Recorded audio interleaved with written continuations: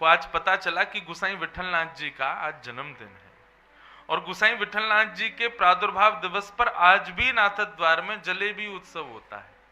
पूरे नाथद्वार में जलेबियां, उसका नाम ही जलेबी महोत्सव है। जलेबी महोत्सव मतलब गोसाई विठलनाथ जी का जन्मदिन है आज, तो जलेबी महोत्सव।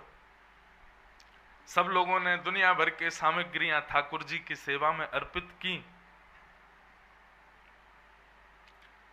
सब शिष्य परिकर अपने गुरुदेव के जन्मोत्सव में कुछ ना कुछ भाव रख रहे थे, परंतु कुम्भन दास जी बड़े उदास, क्या करें, क्योंकि कुम्भन दास जी के घर में बड़ा अभावग्रस्त जीवन था। कुम्भन दास जी का, उनके 7 तो पुत्र ही थे कुम्भन दास जी के, और फिर उसके बाद भी उनकी एक विधवा भतीजी संग रहती थी। परिवार बहुत बड़ा था कुम्भन दास जी का, घर में खाने वाले बहुत थे, लेकिन खाने को लेने नहीं था। यही तो चल रहा है संसार में, किसी घर में खाने वाले बहुत हैं, खाने को नहीं है, किसी घर में खाने को बहुत है, खाने वाले 2 ही हैं, कुछ भी नहीं है। तो कुम्भन दास जी का जीवन ऐसा ही था, उनके घर में खाने वाले तो बहुत, लेकिन खाने के लिए कुछ नहीं। लेकिन कुम्भन दास जी बड़े चिंतित कि आज गोसाई जी का जन्मोत्सव और हम कुछ नहीं कर पा रहे। तो कुम्भन दास जी के पास एक गैया थी, बस उसी का दूध निकाल के उसकी सेवा करते थे, कुछ सामग्री बना के श्री जी बाबा को अर्पित करते थे। तो कुम्भन दास जी ने आज अपनी गैया को दान कर दिया, बेच दिया किसी को। थोड़ी बहुत जो राशि मिली वो राशि ले जाकर के कुम्भन दास जी ने गोसाई जी के जलेबी उत्सव में प्रस्तुत कर दी। सब भक्तों के भाव गोसाई जी को पता चले, लेकिन जैसे ही किसी वैष्णव ने जाके बताया, बोले महाराज आज कुम्भन दास जी ने भी सेवा अर्पित की है। बोले कुम्भन दास, कुम्भना पे इतना धन कहां आयो भैया, कुम्भन दास तो बड़ा अकिंचन है, वाने कहां से सेवा करी। गोसाई जी को चिंता हो गई। गोसाई जी ने जब जांच करवाई तो पता चला कि कुम्भन दास ने अपनी गैया बेच दी, और वहां से एक ब्रजवासी से कछु धन मिलो वो लगाए हुए। गोसाई जी कुम्भन दास जी को बुलाए, कुम्भन दास जी आए, जय जय प्रणाम, दंडवत प्रणाम करी। जैसे ही आके कुम्भन दास जी बैठे, कुम्भन दास जी के मुख को देखते ही गोसाई जी के नेत्र सजल हो गए। कुम्भन दास जी बोले जय जय, कहा भयो आप इतने उदास क्यों हो, आपके नेत्रन में ये अश्रुबिंद, जय जय कोई श्रम है गो हमारी वजह से। ब्रजभाषा समझ रहे हो? समझना। अब बुलाया जब श्री जी के भाव के लिए तो ब्रजभाषा ही चलेगी। बोली अश्रुबिंद क्यों? गोसाई विठलनाथ जी बोले कुंभना, कहा आवश्यकता ही, इतने वैष्णवन ने सेवा कर तो दई, फिर तेने अलगते अपनी गैया कोई ब्रजवासी को बेच के ये रुपया ला करके तेने सेवा में काहे को लगाए हो? जब तो पता है तेरे घर की स्थिति इतनी बढ़िया ना है, तो फिर जरूरत थोड़ी और जरूरी थोड़ी है कुंभना कि धनते ही सेवा करी जाए, मनते भी तो होवे, तनते भी तो होवे, और मन और तनते तो तू पूरी पूरी करे। जरूरी थोड़ी तू धन की सेवा देवे के काजे ये सब करेगो। तेने गैया काहे को बेच दी अपनी?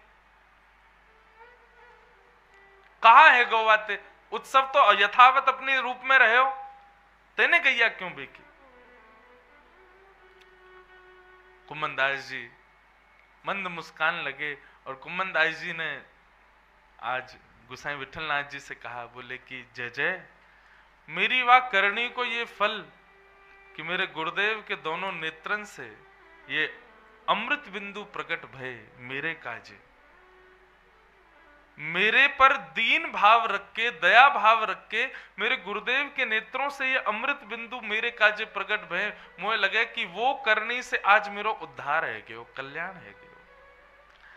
आपने जो ये व्यक्ति का सबसे बहुमूल्य वस्तु क्या है व्यक्ति के पास? उसके अश्रु बिंदु। सबके लिए प्रकट नहीं होते बंधु, सदैव व्यक्ति अपने लिए ही रोता है। उसको जो चाहिए ना मिले, उसके साथ जो हो रहा है उन परिस्थितियों की वजह से वो रोता है। दूसरे के लिए अश्रुबिंद प्रकट होना ये बहुत कम होता है। लेकिन आज कुम्मनदास जी बोले, मेरे गुरुदेव के नेत्र सजल भय मेरे काजे, मेरो तो उद्धार आज ही है गयो। यदि अभी मेरे प्राण निकल जाएं तो निश्चित है कि मोकू श्यामा श्याम की गोद प्राप्त होगी। क्यों? मेरे गुरुदेव ने आज दया करके मेरे ऊपर दीन भाव से नेत्रन से अश्रु आए। नाथ, भले ही मेरी करनी आपको अनुचित लगी हो, पर मेरी या सेवा से आप मेरे प्रति दया भाव रख रहे हो, मेरो कल्याण तो यही ते है क्यों। बंधु, ऐसे भाव ये श्री जी को प्रिय लगते हैं। सब भक्तों की श्रृंखला देखी जाए और उनके अंतरंग भावों को जब देखा जाए तो हम दूर दूर तक नहीं है उनके समीप में, दूर दूर तक भी हमारा कोई समागम नहीं है, हम स्पर्श तक नहीं कर सकते उनके भावों का। मीराबाई हो, कुम्भनदास हो, सूरदास हो, इन सब की योग्यता ही यही है, ये श्यामा श्याम को श्रेष्ठ मानते हैं, उसके अतिरिक्त कुछ भी नहीं। हमारे यहां पत्नी भी हमारी, बच्चे भी हमारे, सब कुछ हमारा, और उसके बाद ठाकुर जी भी, हाँ ये भी हमारे हैं। प्रेम गली अति सांकरी तामे दो ना समाए, और हमने तो 25 बैठा रखे। प्रेम गली में घुटन है जाएगी ठाकुर जी को, जामेंगे ही ना। बंधुओं, ये बातें ना सुनने में बड़ी आपको अटपटी लगेंगी, लेकिन ब्रजरस भैया है ही अटपटो। वहां श्यामा श्याम के अतिरिक्त और कुछ भी यदि आप लाना चाहोगे तो वे सबसे पहले चले जाएंगे। कुम्भनदास जी के 7 पुत्र मैंने बताए ना, परंतु उनसे कोई पूछता तो वो बोलते 1.5 पुत्र हैं मेरे। क्यों? बोले, एक तो चतुर्भुज दास जिन्होंने गोवर्धन वासी सांवरे ये पद गाया, आज सुबह हम सुना रहे थे, ये पद श्री चतुर्भुज दास जी ने गाया। तो 1.5 पुत्र कैसे? एक पुत्र छोटा था क्या? बोले नहीं, एक पुत्र में सेवा तो इतनी नहीं थी, पर मंदिर के वैष्णवों की थोड़ी सेवा, गौशाला की थोड़ी सेवा वो करता था, इसलिए उसको आधा पुत्र मानते थे। बाकी के श्रेष्ठ पुत्र थे, लेकिन भगवत भजन नहीं करते थे, इसलिए कुम्भनदास जी उनको स्वीकार नहीं करते थे। देखो, ऐसे कुम्भनदास जी, हम लोग हो सकते हैं ऐसे? हम लोग कभी नहीं हो सकते। इसलिए मैं पहले ही कह दूं, ये कथाएं चर्चाएं सुनने तक ही सीमित रखना। अगर लागू करने पे आए ना अपने ऊपर तो जी नहीं पाओगे संसार में। आज वृंदावन लाखों लोग पहुंच रहे हैं, लेकिन वृंदावन रीति से यदि कोई चला गया तो वृंदावन से वापस नहीं जा पाएगा। कल मुजफ्फरनगर में कथा चल रही थी, वहां मुझे स्मृति आई, पूज्य श्री राधा बाबा महाराज गोरखपुर में विराजते थे, लेकिन कभी वृंदावन नहीं गए। क्यों? वो कहते, मैं अगर वृंदावन गया तो वापस नहीं आ पाऊंगा, इसलिए गोरखपुर में ही वृंदावन प्रकट कर लिया। तो वृंदावन सांचो धन भैया, ये हरिराम व्यास जी कह रहे हैं, इसलिए कह रहे हैं क्योंकि इसको कमा लिया तो फिर और कुछ कमाने लायक बचोगे नहीं। कोई व्यक्ति चाहे मैं बनारस में भी रहूं और मैं बिजनेस भी करूं और वृंदावन भी मेरे चित्त में रहे, संभव ही नहीं। वृंदावन आया तो सब जाएगा, और सबके संग वृंदावन को आप रखना चाहते हो, ये असंभव है, असंभव। कुम्भनदास जी के एक पुत्र की मृत्यु हो गई, जो 1.5 पुत्र बोलते तो आधा पुत्र जिसको मानते थे उसकी मृत्यु हो गई। जैसे किसी ने जाके बताया तो कुम्भनदास जी मूर्छित होकर गिर पड़े। सब लोग बोले, ये कैसे भक्त? बहुत कहते थे कि मुझे पुत्र पुत्रियों से मोह नहीं, मुझे परिवार से मोह नहीं। आज किसी ने आके बताया पुत्र की मृत्यु हो गई तो कुम्भनदास जी मूर्छित हो गए। कहां गए आप भजन? कहां गए श्री जी बाबा? कहां गए ठाकुर जी की सेवा? आ गया पुत्र मोह, हो गया प्रकट। सब गए। सब आश्चर्य इस बात का ज्यादा कर रहे हैं कि कुम्भनदास जी मूर्छित हो गए। इन जैसा भगवतीय भक्त जो कभी भगवान के अलग कोई बात ही नहीं करता, आज सांसारिक चर्चा पे इतना मोहित। गोसाई विठलनाथ जी को जब पता चली कि कुम्मनदास जी के पुत्र पधार गए तो बड़े दुखी हुए, लेकिन दूसरी खबर जब मिली कुम्मनदास मूर्छित हो गए पुत्र विरह में, गोसाई जी बोले मैं मान ही नहीं सकता, ये स्वीकार्य नहीं है बात। कुम्मनदास पुत्र विरह में मोहित होकर के मूर्छित नहीं हुआ है। जैसे ही गोसाई जी आए, गोसाई जी ने देखा कुम्मनदास जी मूर्छित पड़े थे, गोसाई जी ने समीप जाकर के कहा, कुम्मना, ए कुम्मना, चल जल्दी उठ जा, तू चिंता मत करे, तो कुछ सूतक में भी श्री जी के दर्शन करा दूंगा। इतना सुनते ही कुम्मनदास जी खड़े हो गए, जय हो जय हो, बस यही तो चाहिए हो महाराज। या हमारे मूर्छित भय कि पुत्र मर गया, मतलब सूतक लग गए, अब मैं 7 दिन 13 दिन दर्शन कैसे करूंगा श्री जी बाबा के। उनको इस बात का विरह कम है कि पुत्र चला गया, इस बात का विरह ज्यादा है कि श्री जी दर्शन नहीं होंगे। यहां जितने लोग बैठे हैं बंधुओं, ये जितनी घर की आपकी चिंताएं बढ़ी हुई हैं ना, क्यों? क्योंकि घर को हमने प्रायोरिटी दे रखी है। कुम्मनदास जी को देखो, पुत्र चला गया लेकिन उनको विरह ही नहीं है। वो व्याकुल भी इसलिए हैं कि मैं श्री जी के दर्शन कैसे करूंगा। गोसाई जी ने आकर के सबको बता दिया, बोले हो गया संशय दूर, कुम्मनदास पुत्र के लिए व्याकुल नहीं है। उसकी तब भी व्याकुलता यह कि कहीं श्री जी के दर्शन नहीं छूट जाए। इसलिए कनक कूट कोटिक लगत जिए, भजिए कुंवर कन्हैया। कनक कूट कोटिक लगत जिए, भजिए कुंवर कन्हैया। पर हमारा पता क्या है, कनक कूट कोटिकों को भी भजते हैं और फिर कृष्ण कन्हैया को भी भजते हैं। क्या फायदा? 2 नावन में पैर रखोगे, गंगा जी में डूब जाओगे। एक ही नाव अपनाओ, या तो पूरे पूरे संसार के ही रहो। लेकिन हमारी स्थिति क्या, संसार भी चाहिए, लाल जी भी चाहिए, कैसे काम चलेगा भैया? या तो लाल जी के ही रहो या संसार के ही रहो। और भैया संसार को रहना ही है तो सवरे संसार को भी लाल जी को ही बना दो, जैसे हम बना रहे हैं। अब बन कितने रहे ये तो पता नहीं, पर कोशिश में तो लगे। अब हमारी स्थिति क्या है, हमको संसार में कथा भी करनी है और ठाकुर जी का भजन भी करना है। इसलिए हमने अपना माहौल बना लिया कि हम वहीं जाएंगे जहां लाल जी के प्रेमी हो। कथा करने जाएंगे, कथा ही चर्चा है, कथा ही जीवन है, कथा मात्र ही के जीवन। ऐसे तो संसार में रह सकते हैं और कृष्ण को भी भज सकते हैं कि भाई हम सबसे ही भजवाएंगे ना। कृष्णदास जी का चरित्र आता है, एक नाचने वाली एक वैश्या को भी जाकर के कृष्णदास जी कहते हैं, नृत्य करके सांसारिक लोगों को क्या रिझा रही हो, चलो हमारे सेठ जी को रिझाना है। और ले गए, ले जाकर के श्रीनाथ जी के सामने नृत्य कराया। जैसे ही उसने देखा सेठ जी कौन है, त्रिभंग लली ठाकुर जी, एक भुजा ऊपर नीचे नेत्र, दूसरी भुजा कमर पर, मोहित हो गए। मेरो मन गिरधर छवि पे अटक्यो, ललित त्रिभंगी चाल पे चल के चिबुक चारु गड़ी ठटक्यो।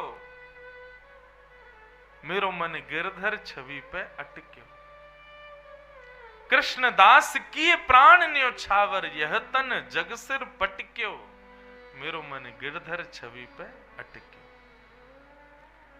कोई ज्ञानी सुनैया, विरक्ति सुनैया नहीं, रसिक सुनैया।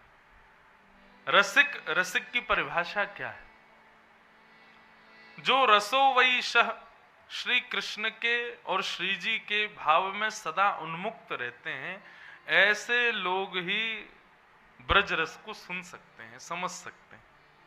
सबके बस की बात ना है इनको समझना। देखो बंधुओं, एक बात आपको स्पष्ट करें, श्री जी की, ठाकुर जी की प्रत्यक्ष लीला, उसका वाचन यदि कहीं भी हो ना, तो उसमें अधिकारी अनधिकारी का भाव रखना चाहिए। इसलिए हमारे रसिक जन बहुत कहते हैं कि जितना हो सके लीलाओं को गोपनीय रखो, लीलाओं को जल्दी प्रस्तुत मत करो। हम अपनी कथाओं में बहुत कम प्रस्तुत करते हैं लीला विषय। क्यों? क्योंकि अब हमारी अंतरंग लीला है, हमारी निज लीला, उसका कोई वाचन कर दे सबके सामने, अच्छा लगेगा? नहीं। लेकिन हाँ, कोई हमारे ही प्रियजन हो, उनके बीच में हमारी कोई बात कह दी जाए, जैसे आसपास के सब मित्र जन मिलके मजाक उड़ाएं या उसके बारे में कुछ भी कहें, उसमें इतना दोष नहीं लगता। क्यों? बुरा नहीं लगता। क्यों? मित्र हैं, सखा। ऐसे ही बंधुओं, रसिक जनन की बातें और श्री रस रसेश्वर की चर्चा जब तक रसिक जन नहीं हो तब तक नहीं करनी चाहिए, नहीं तो उनको प्रिय नहीं लगता। इसलिए पहले बीजारोपण होना बहुत जरूरी है। हृदय में रस चर्चा का रस बीज उत्पन्न होना बहुत आवश्यक है। तो ऐसे हमारे हरिराम व्यास जी कहां से गए? काशी से गए। भेजे गए काशी से, जन्म हुए ओरछा में, लेकिन ठौर कहां पाई? वृंदावन। और किसने भेजा? महादेव ने। तो बात यहां से शुरू हुई कि भैया काशी में किया गया भजन, काशी में रही गई यहां रह करके किए गए व्रत अनुष्ठान, इन सब का फल मैं कोई शास्त्रीय प्रमाण से तो नहीं कह रहा हूं, लेकिन रसिक जनों की कथा के प्रमाण से कह रहा हूं कि काशी में किए गए पाठ पूजा भजन और संयम, जो भी ध्यान की विधि है, उन सब का फल वृंदावन की प्राप्ति है। इस जन्म में हम ब्रजवासी हैं तो निश्चित पूर्व जन्म में हमने काशी में कोई तपस्या करी होगी, काशी में रह के महादेव को खूब बिल्व पत्र चढ़ाए होंगे, इसीलिए वृंदावन मिला। ऐसे कुछ स्थान हैं, जैसे बद्रीनाथ के लिए तो भागवत में ही लिखा है, श्रीधाम बद्रीनाथ में तपस्या का फल है ब्रज की प्राप्ति, वृंदावन की प्राप्ति।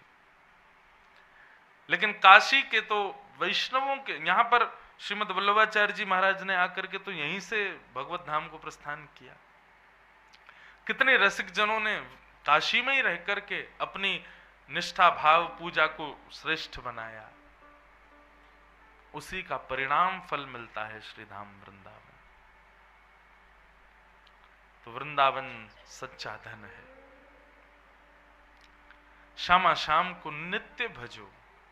और मैं तो कथाओं में कहा करता हूं, जितना हो सके वृंदावन नाम का ही स्मरण करो, वृंदावन को ही भजो। वृंदावन भजोगे सबको भज लोगे, सबका नाम हो जाएगा। कृष्ण नाम स्मरण, राधा नाम स्मरण, यमुना जी का स्मरण, रज का स्मरण, संतों का स्मरण, सबका स्मरण केवल ब्रज कहने से, वृंदावन कहने मात्र से हो जाता है। वृंदावन तो ये श्री जी रसामृत, श्री जी अर्थ क्या है इसका? श्री यानी राधा।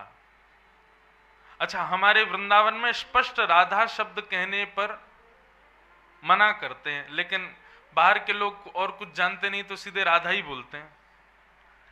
लेकिन अब आप लोग जो यहां बैठे हो, यहीं से बदलाव शुरू करो। वृंदावन आओ, श्यामा जी कहो, किशोरी जी कहो, श्री जी कहो, राधा, ये सीधा राधा मत बोलो।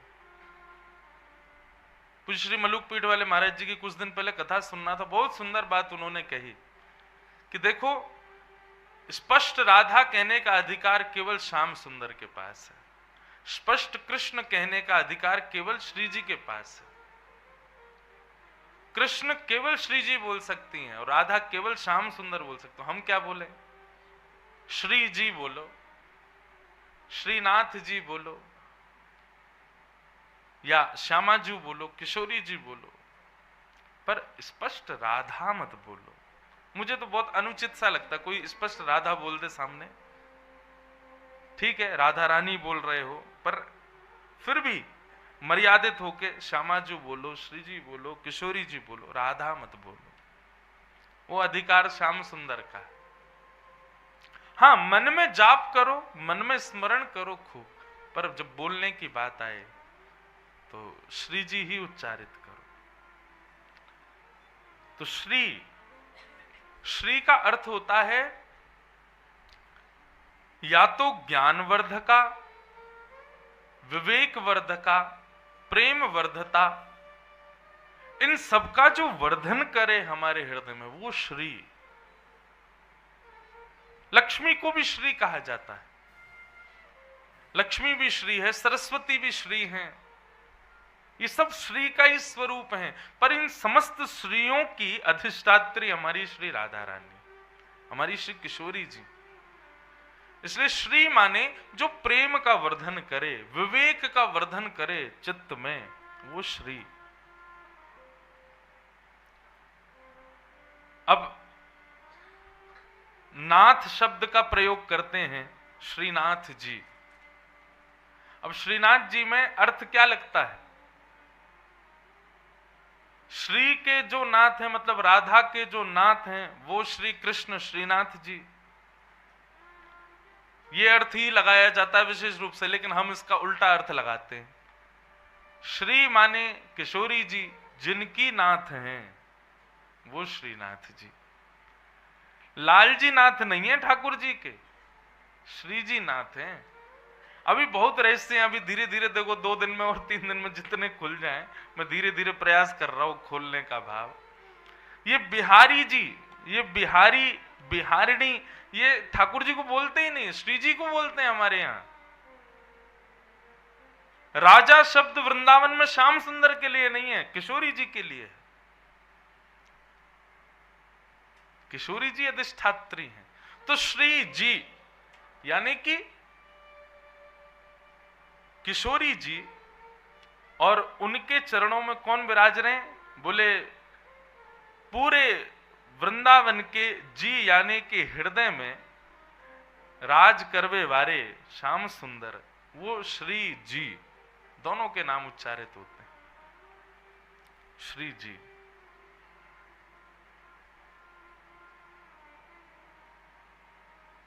हमारे माई श्यामाजू को राज, जाके अधीन सदा ही सांवरो, या ब्रज को सरताज। हमारे माई श्यामाजू को राज। इस पद के अंतिम भाव में श्री विठल विपुल बिहारिन देव जी का पद है। वो कहते हैं, विठल विपुल बिहारिन के बल ज्यों जलधर सो गाज।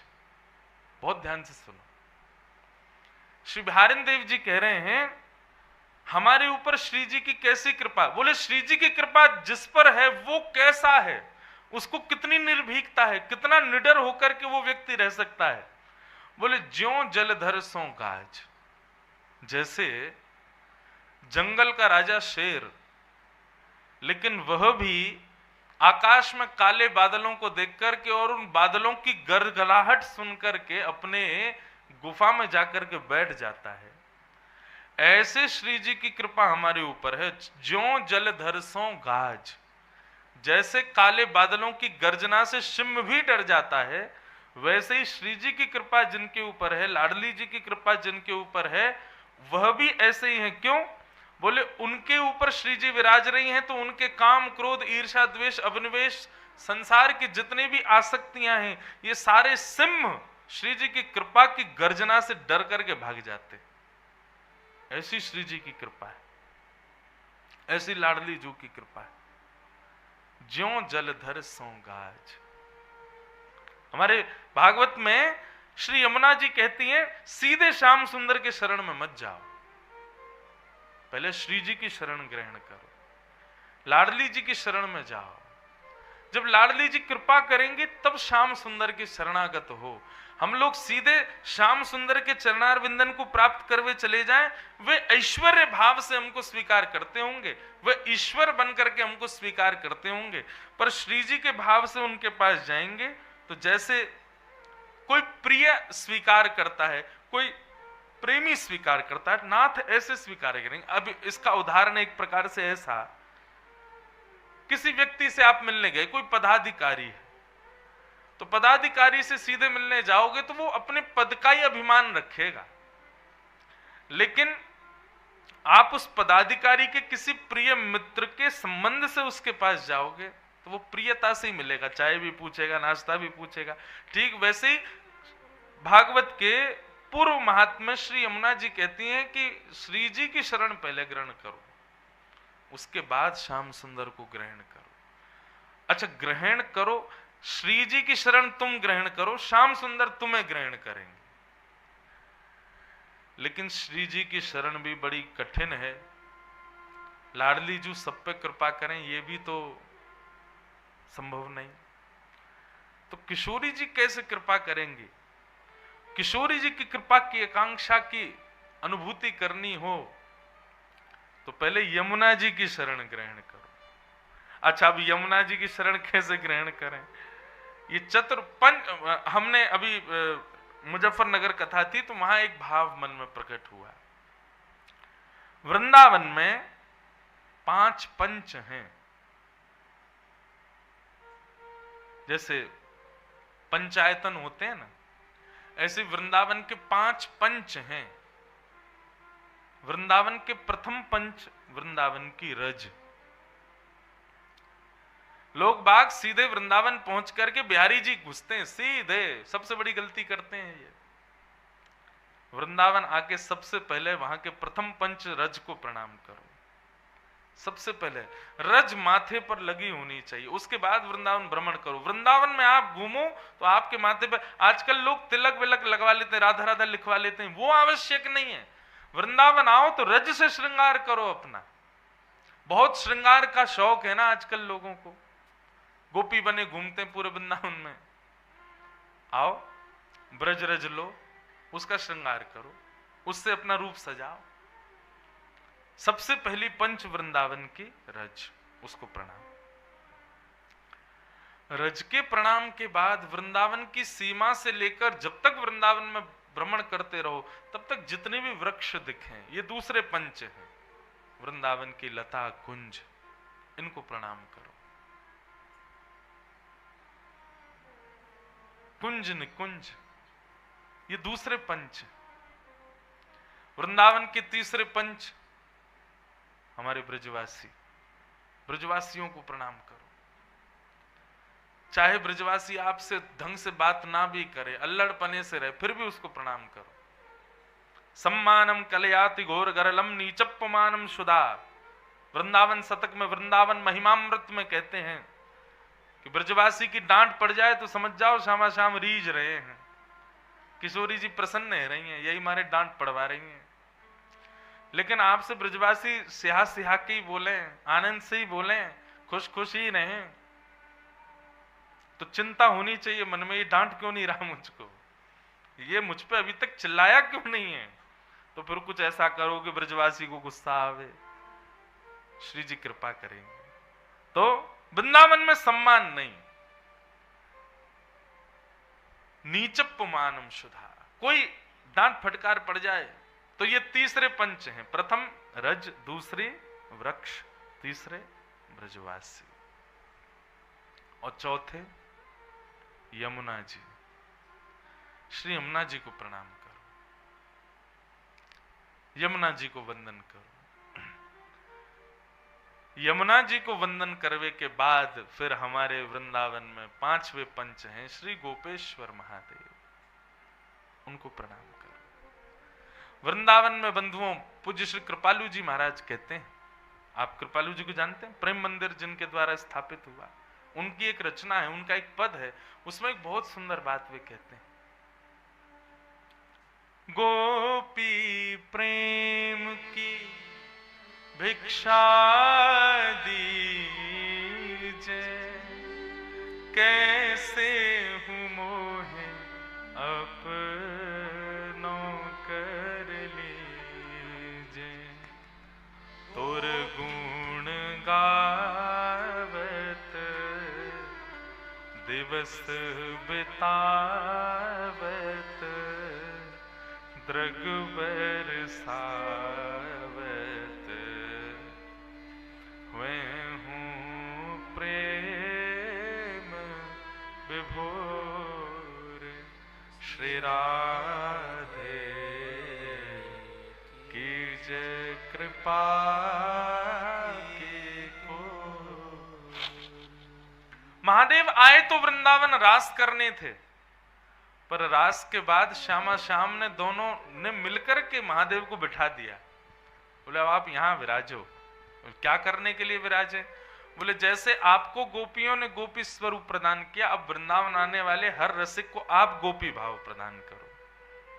लेकिन लोग भूल जाते, वंचित रहते। वृंदावन आए कितने लोग आज तक गोपेश्वर ही नहीं गए।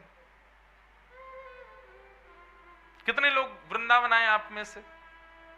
सब आए हो ना? और गोपेश्वर कितने लोग गए? हर बार जाते हो? जाया करो। ये हमारे वृंदावन के 5वें पंच हैं। और सुनो हमारी बात एक और, ओम नमः शिवाय नहीं बोलना वहां जाके। महादेव मां भूले बैठे हैं कि मैं महादेव हूं। उनको याद काय को दिलाओ जाके कि महाराज आप महादेव हो। नहीं नहीं, हम भूले बैठे हैं।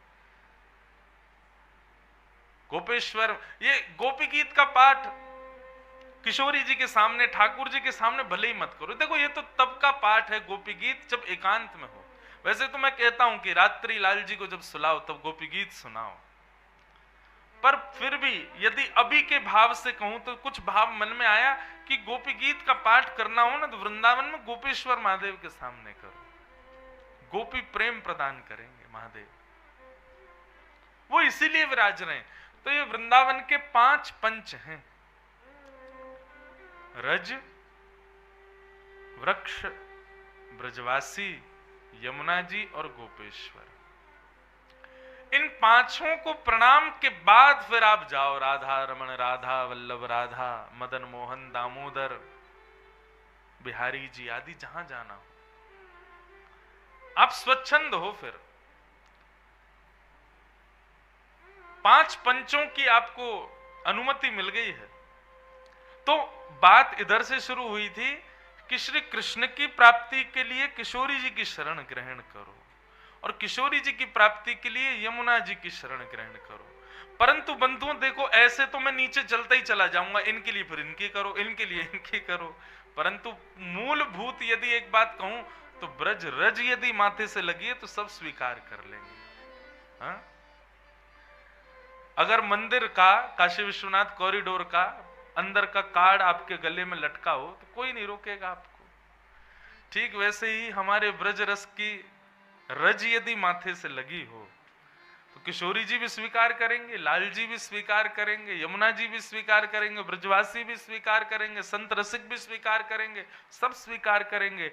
इसलिए ब्रज रस में प्रवेश के लिए रज उपासना बड़ी आवश्यक है।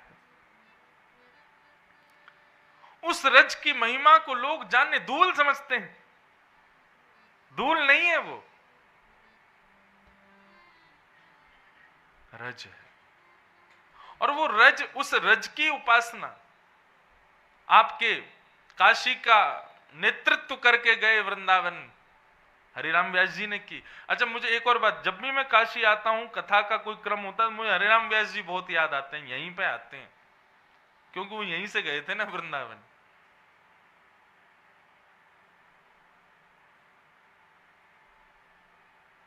हरिराम व्यास, उनको वृंदावन ने स्वीकार कब किया? जब उन्होंने यह गाया, क्या? किशोरी तेरे चरणन की रज पाऊं, किशोरी तेरे चरणन की रज पाऊं, किशोरी तेरे चरणन की रज पाऊं, किशोरी तेरे चरणन की रज पाऊं, हे श्यामा जू तेरे चरणन की रज पाऊं, श्यामा जू तेरे चरणन की रज पाऊं, जारज को ब्रह्मादिक तरसत, जारज को ब्रह्मादिक तरसत, जारज को ब्रह्मादिक तरसत, जारज को ब्रह्मादिक तरसत, सूरज शी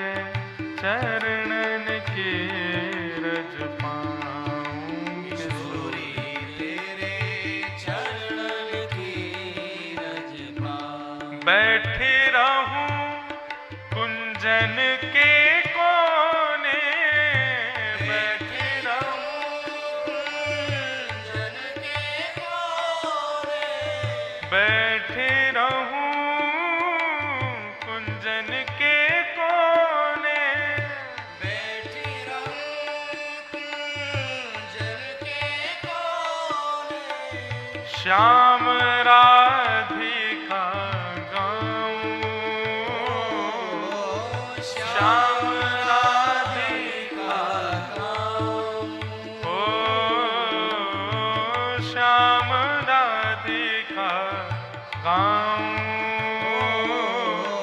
श्याम राधिका गाओ किशोरी तेरे चरणन के रज पाऊं, किशोरी तेरे चरणन की रज पाऊं। किशोरी तेरे चरणन की रज पाऊं, किशोरी तेरे चरणन की रज पाऊं। व्यास स्वामिनी की छवि निरखूं, व्यास स्वामिनी की छवि देखो यहाँ पर हरिराम व्यास जी ने पहले तो रज की महिमा बताई और गाते गाते कहने लगे कि व्यास स्वामिनी की छवि निरखूं या निरखत, मतलब रज शीश चढ़ाते ही छवि दिखन लगी किशोरी जी की। व्यास स्वामिनी की छवि निरखूं, व्यास स्वामिनी की छवि निरखूं। विमल विमल यश गाऊं, विमल विमल यश गाऊं। किशोरी तेरे चरणन के रज पाऊं, किशोरी तेरे चरणन की रज पाऊं। श्याम जो तेरे चरणन के रज पाऊं, जो तेरे चरणन की रज पाऊं। हे किशोरी तेरे चरणन के रज पाऊं, किशोरी तेरे चरणन की तो रज पाऊं। सबका अधिकार केवल रज में है। रज प्रिय लगे तो फिर सब कृपा करेंगे। फिर ये सबका जानना आवश्यक नहीं कि ठाकुर जी की प्राप्ति के लिए किशोरी जी, किशोरी जी की प्राप्ति के लिए यमुना जी, यमुना जी की प्राप्ति के लिए ब्रजवासी, ब्रजवासियों की प्राप्ति के लिए जय, प्रभु को नीचे चलते ही चले जाओ। परंतु इन सबके पास अधिकार प्रदान करने में एक में सामर्थ्य है और वो है ब्रज की रज में। ठाकुर जी लीला पूरी करके प्रस्थान कर गए हों, परंतु ब्रज रज आज भी व्यवस्थित है। भागवत में वर्णन आता है इतना सुंदर कि जब श्री अक्रूर जी महाराज वृंदावन पधारे ठाकुर जी को ले जाने के लिए मथुरा, बहुत ध्यान से सुनना। तो अक्रूर जी महाराज जब वृंदावन पधारे तो अक्रूर वन, अटल वन, जिसको आजकल अटल्ला चुंगी बोलते हैं वृंदावन में, अटल वन के पास जब अक्रूर जी महाराज पहुंचे तब ठाकुर जी उसी समय गौचारण करके वहां से निकले। कुछ गायों का झुंड पीछे से जा रहा था और अक्रूर जी गैयाओं को देख करके समझ गए कि ये लाल जी की गैया जा रही हैं। अक्रूर जी महाराज अपने रथ से उतरे और उतर करके पुष्टि करने के लिए, देखने के लिए कि ये ठाकुर जी ही गए थे क्या, वहां रज को देखने लगे। और जब रज को देखा तो उन्होंने क्या पाया, एक तरफ तो छोटे छोटे खुरों के निशान हैं, गड्ढे हैं, और दूसरी तरफ बड़े बड़े खुरों के चिन्ह विराज रहे हैं। और एक तरफ छोटे खुर, एक तरफ बड़े बड़े खुर, और बीच के पगडंडी पर एक तरफ बहुत सारे चरण हैं और एक तरफ अति शीतल कोमल अद्भुत चरणार बिंदुओं के चिन्ह बने हुए अकेले ठाकुर जी के। अक्रूर जी ने उसी समय नेत्र बंद किया और छवि का दर्शन किया कि ठाकुर जी गौचारण करने जाते कैसे हैं। तो उसका वर्णन ऐसा है कि एक तरफ तो ठाकुर जी की सब बड़ी बड़ी गैया चल रहे हैं, गैया के साथ नंदी चल रहे हैं, और एक तरफ सब छोटे छोटे बछिया बछड़ा आदि ये सब चल रहे हैं। बछड़ा बछियान के बगल में ठाकुर जी के सब ग्वाल बाल चल रहे हैं और गैयान के बगल में लाल जी चल रहे हैं। बोले सब ग्वाल बाल ठाकुर जी की यश गा रहे हैं तो संग क्यों नहीं चल रहे। बोले एक बार लाला ने कही, बोले तुम सब मेरे संग चले करो। तब मधुमंगल श्रीदाम बोले लाला तो ते हम जब तू वैसे तेरे संगी रहेंगे, लेकिन जब तू चलेगा ना तब तो तेने हटके चलेंगे। ठाकुर जी बोले क्यों। वो लाला जब तू चले ना और अपने पाम धर के पाम उठावे, तेरे पामन की ऐसी सुंदर आकृति बन जाए या ब्रजरज में, हमारा तो मन करे कि इनके ऊपर भी नहीं चले, और हम तो कहा गैया भी ना चले तेरे चरण चिन्हन के ऊपर। मतलब ठाकुर जी जब तक ब्रज में विराजमान रहे तो जब तक वर्षा ना होती आंधी ना होती तब तक ठाकुर जी के चरण चिन्ह बने ही रहते थे। क्यों? क्योंकि ब्रजवासी भी सब देख के चलते कहीं नंदन नंदन के चरण चिन्ह तो नहीं है। और चरण चिन्हों की पहचान क्या है? बोले ठाकुर जी के चरणों में बहुत सारे चिन्ह बने हैं। वज्र बना है, अंकुश बना है, ध्वजा बनी है, वज्रांकुश ध्वज सरो रोहलांच नाट्यम उत्तुंग रक्त विलसन नख चक्रवाल। और सबसे बड़ी पहचान, ठाकुर जी जैसे ही चरण रख के उठाते हैं उतने हिस्सा में चरण चिन्ह तो बने ही जाते हैं, बाकी उसमें सुगंधी भी आने लग जाती है ठाकुर जी के चरणों की। ऐसे चरण चिन्हों से पूरा ब्रजमंडल आच्छादित है। मैं अपनी कथाओं में कहा करता हूं, वैकुंठ में ठाकुर जी शेषनाग पे ही रहते हैं और कहीं जाना हो तो गरुण जी को बुला लेते हैं। पैर नहीं रखते जमीन पे, और रखते भी हैं तो सोना चांदी की जूती पहने अपने चरणन में। ये बिना पादुकाओं वाला चरण तो केवल वृंदावन को प्राप्त है। जिस चरण की रज के लिए पूरा विश्व लालायित रहता है, जिन चरणों को केवल धोकर के ब्रह्मा जी ने कमंडल में भरा और पृथ्वी पर विसर्जित किया तो महादेव की जटाओं में होते हुए वही गंगा बन गई। सोचो, यहां जैसे आपकी काशी में हरिद्वार ऋषिकेश में गंगा है ना, वैसे हमारे वृंदावन में रज है। यहां गंगा स्नान का जितना फल है, हमारी ब्रज की रज को माथे से लगाने का उतना फल है। क्यों? क्योंकि श्री हरि चरणामृत से कम नहीं है वो। इसलिए ब्रज उपासकों को चाहिए, और चाहिए क्या, ब्रज उपासक लेते ही सबसे पहले रज का आश्रय है। हमारे वृंदावन में देखो, ब्रज उपासकों के माथे पर रज निश्चित दिखेगी। क्यों? क्योंकि इस रज की ही कृपा है कि किशोरी जी, ठाकुर जी, यमुना जी सब स्वीकार करते हैं। जो वृंदावन में दंडवत करने के बाद अपने कपड़ा झाड़ ले, अपने माथे माथे पहुंच ले, कहा लग गयो ऐसे ऐसे कर ले, तो समझ लो इसने ठाकुर जी की बड़ी अहतु की कृपा को स्वीकार करने से ठुकरा दिया। इसलिए रज बहुत आवश्यक। तो ये वृंदावन के पंचायतन हैं, इनमें रज का आस्वादन, रज का सामीप्यकरण बहुत आवश्यक है। तभी श्री जी कृपा करेंगे, तभी लाल जी कृपा करेंगे। तो सबसे पहले ब्रज को पकड़ो, रज को पकड़ो, रज के बाद यमुना जी, यमुना जी के बाद फिर सब स्वीकार करते ही जाएंगे। पर अभी क्या है, वृंदावन में सब सीधे ठाकुर जी के पास जाते हैं। रज से कोई मतलब नहीं, यमुना जी से कोई मतलब नहीं। हमने वृंदावन के पंचायतन आजकल कोई और बन गए, पंच हैं तो कोई और जो हमने बताए, पर बन कोई और गए। कौन बन गए? पेड़े, लस्सी, टिक्की, आलू की, गोपी ड्रेस और बंदर, ये सब वृंदावन के पंचायतन बन गए। ये नहीं है, ये चौकीदार हैं वृंदावन के। हाँ, जिनका नाम लिया मैंने बताया था कथा में, ये चौकीदार हैं। ये अपने से आगे जाने ही नहीं देते आपको।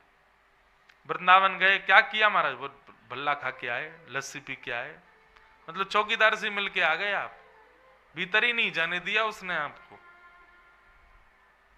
पंचायतन, अब की बार वृंदावन जाओ, हमारी प्रार्थना हम हर कथा में निवेदन कर रहे हैं, क्योंकि वृंदावन में भीड़ बहुत बढ़ गई है, पर भीड़ बढ़ी है, वैष्णव भाव वाले नहीं बढ़े। प्रदर्शन वाली भीड़ बढ़ी है, दर्शन वाली भीड़ नहीं है। इसलिए आप लोग तो कम से कम जहां जहां हम कथा करें वहां वहां तो लोगों को समझाएं कि दर्शन के भाव से जाओ और इन पंचायतनों को प्रणाम पहले करो। भले ही बिहारी जी को अगले दिन पूज लेना, पहले इन पांचों को प्रणाम कर लो। बिहारी जी अगले दिन वो वहीं खड़े हैं, कहीं नहीं जाएंगे। हाँ, एक भाव और सुनो, इन पंचायतनों को प्रणाम करोगे तो आप बिहारी जी को देखोगे या राधारमण जी को देखोगे, ऐसा नहीं, फिर वो आपको देखेंगे, वे आपकी ओर दृष्टि करेंगे। यहां कोई अपना आयो है, कोई अपने भाव से आया। बंधुओं, भक्ति का मूल अर्थ क्या है?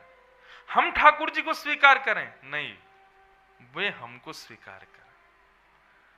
हम इसलिए कथा सुनते हैं, इसलिए तिलक लगाते हैं, कंठी माला पहनते हैं, नाम जप करते हैं, वैष्णव भेष में रहते हैं, ताकि हमारे भेष से, हमारे नाम जप से, हमारे रूप से, हमारे भाव से, हमारी प्रियता से ठाकुर जी प्रसन्न रहें। मैं इसको ऐसा नहीं बोलूंगा जिससे इसको बुरा लगे, मैं प्याज लहसुन नहीं खाऊंगा, मैं इधर नहीं जाऊंगा। क्यों? ये मैंने अपने लिए नहीं बनाए हैं, ये मैंने इसलिए बनाए ताकि ये सब भाव जब ठाकुर जी को पता चले तो वो मुझसे प्रसन्न हो जाए। उनकी प्रसन्नता के लिए वो रीझें हमसे, हम इसलिए सत्संग करते हैं। अगर कोई व्यक्ति सत्संग में इस भाव से जाता है कि मैं सुधर जाऊं, तो फिर वो संसार का ही रहेगा। सत्संग में सुधर तो जाएगा पर सत्संग संसार का ही रहेगा। सत्संग में इस भाव से नहीं, सत्संग में इस भाव से जाओ कि ऐसी ट्रिक सीख के आनी है, ऐसा निर्माण स्वयं का करना है कि ठाकुर जी हमसे रीझें, लाल जी हमसे प्रसन्न रहें, श्री जी हमसे खुश रहें। इसलिए सत्संग है, वे हमसे प्रसन्न हों, वे हमसे रीझें। गिरधर जब अपनों करी जाने, ताको मन भक्तन की सेवा, संत चरण रज सदा लुभाने। गिरधर जब अपनों करी जाने। एक राजस्थान में एक राजा हुए, उनका नाम था श्री रायमल जी। जोधपुर मेड़ता के आसपास के क्षेत्र के राजा थे। इनका स्मरण श्री नाभा गोस्वामी जी ने भी भक्तमाल जी में किया। ये ऐसे भक्त हैं जिन्होंने ठाकुर जी को स्वीकार नहीं किया, ठाकुर जी ने जिनको स्वीकार किया। क्षत्रिय भेष में रह करके राजकीय अपना शासन करते हुए ठाकुर जी के प्रिय बने। इनके पिताजी भी श्रेष्ठ योद्धा थे, परंतु इनके जो चाचा थे जयमल जी, रायमल जी के जयमल जी, वे पास के नगर के राजा थे। तो इनके पिताजी अधिकतर वहां पर चढ़ाई किया करते थे, कभी युद्ध के लिए जाया करते थे।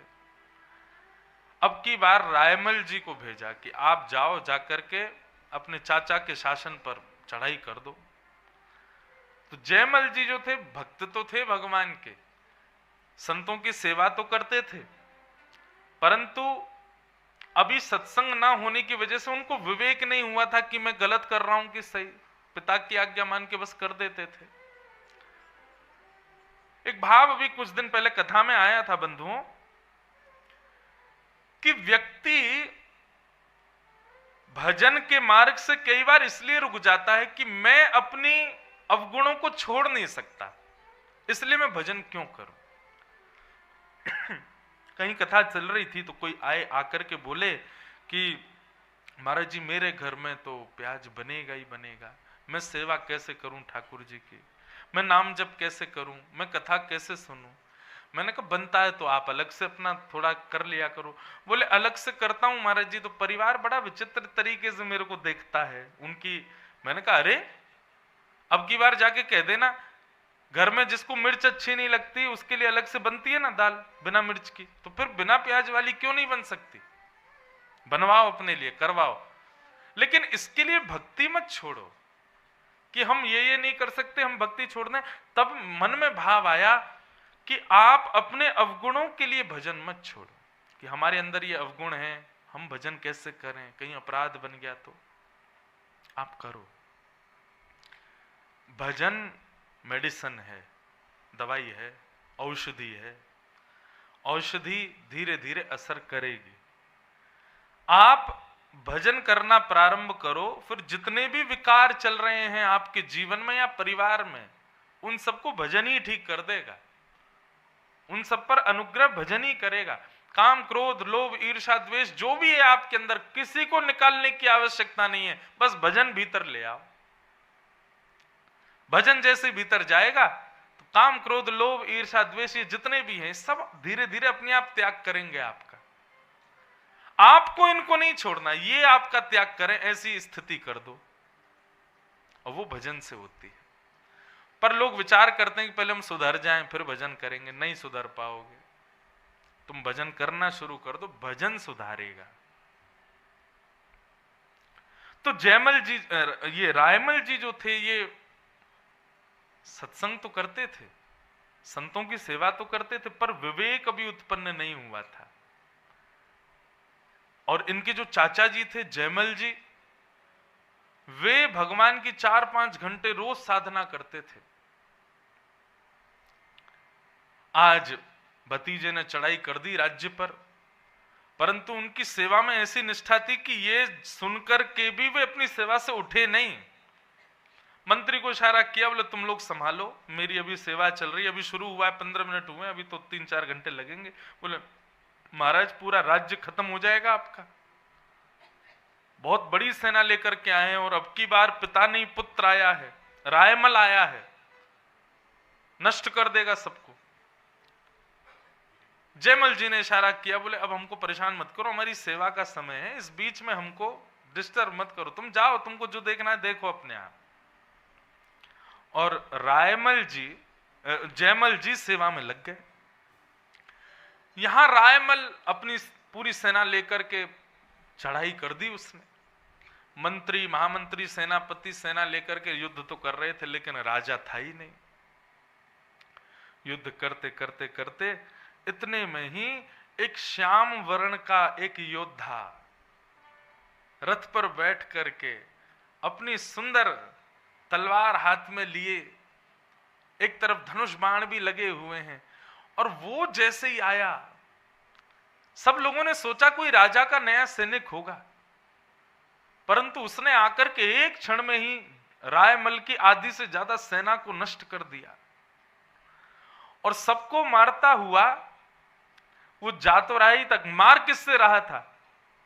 बोले कि पहले तो रूप से ही मार रहा था, सामने घोड़ा ले जाकर के खड़ा करता और ऐसे मुस्कुराता कि सामने वाला योद्धा बाण चलाना ही भूल जाता, और जैसे ही वो बाण चलाना भूलता तो ये बाण चला देता।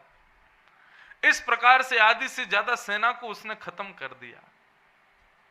और सबसे युद्ध करता हुआ अंत में रायमल, जिसने चढ़ाई करी थी, उसके समीप गए और उसके सामने जाकर के एक क्षण के लिए अपने कटाक्ष नेत्रों से उसको देखा, और देख करके हाथ में कोई तलवार जैसी थी, उसका ऐसा स्पर्श कराया कि वो केवल छिव करके छाती से गई। मतलब इतना गहरा प्रहार नहीं था कि राजा गिर जाए, परंतु तलवार जैसी घुमाई, रायमल जी अपने घोड़ा पे से नीचे गिर गए और मूर्छित हो गए। युद्ध समाप्त। इतने में ही जयमल जी की सेवा पूरी हुई। जयमल जी को पता चला, बोले युद्ध समाप्त हो गया, रायमल की सेना हार गई। बोले महाराज एक श्याम वर्ण का आया था योद्धा, उसने पूरी सेना को ऐसे मारा और मार मूर के पता नहीं कहां भाग गया। आपके भतीजे रायमल भी मूर्छित पड़े हैं। जैसे ही पता चला मूर्छित पड़े, दौड़ करके गए, जा करके उसको उठाया, लेकर के अपने भवन में आए, उसको औषधि आदि दी। जैसे ही होश में आया तो जयमल जी बोले, रायमल इतना बड़ा प्रहार तो हुआ नहीं तुम पर, तुम जितनी देर के लिए मूर्छित हो गए, 8 घंटे बाद उठे हो, जबकि हल्की सी तलवार छुभी है छाती पर तुम इतने गहरे सदमे में या फिर किस भाव में थे 8 घंटे से मूर्छित? ऐसा कोई चोट तो लगी नहीं तुमको? तब रायमल जी ने आकर आंख खोली, थोड़ी देर में सुध आई और सुध आते ही बोले, चाचा जी आपकी सेना में वो सांवला सा कौन था, वो श्याम वर्ण का कौन था जो सबको मार रहा था? बोले वो आकर के मेरे सामने खड़ा हुआ, उसने तलवार से कब मारा वो तो मुझे पता ही नहीं चला, पर उसने जब अपने कटाक्षों से मेरी ओर देखा, मेरी मृत्यु हो गई हो मानो, मेरे को ऐसा लगा मेरे हृदय में किसी ने खंजर घोंप दिया हो, मेरे प्राण जैसे निकल गए। देखने की इच्छा तो मेरी और थी कि मैं और देर तक उसको निहारूं, पर इतने में उसने तलवार चला दी। चाचा जी कौन है वो, मुझे एक बार उसको दिखा दो ना, मैं पिताजी से बात करूंगा, आइंदा आपके राज्य पर कभी चढ़ाई नहीं करेंगे, पर मुझे केवल आप एक काम कर दीजिए, वो सैनिक मुझको दे दीजिए, मैं दिन रात केवल उसको देखना चाहता हूं।